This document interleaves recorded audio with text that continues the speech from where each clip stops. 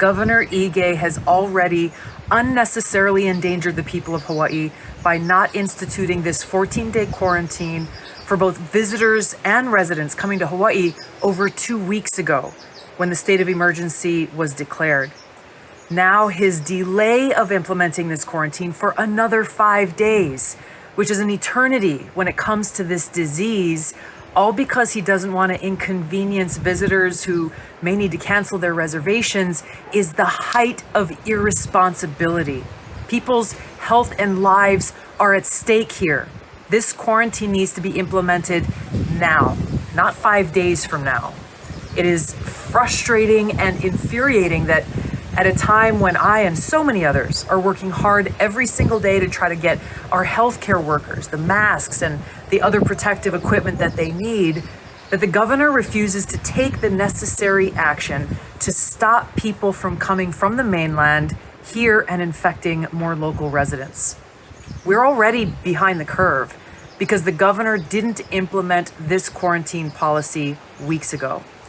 So allowing people to come here for 5 more days without going into any kind of quarantine is insane, and it will make an already dire situation worse.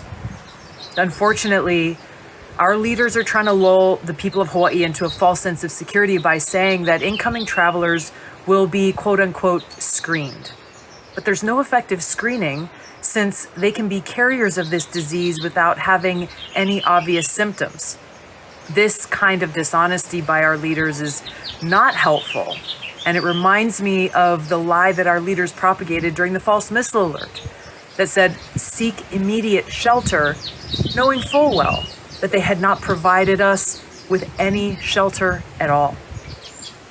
When our leaders fail to act in the best interest of the people of Hawaii, we must take care of each other. We must stand up for each other.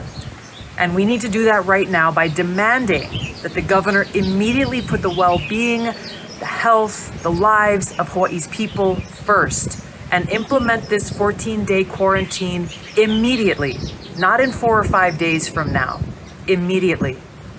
Call, email, text, tweet the governor. Let him know how you feel. Second, airlines need to stop flying visitors into our state. Third, hotels need to temporarily close. And if they refuse to close, workers should stay home.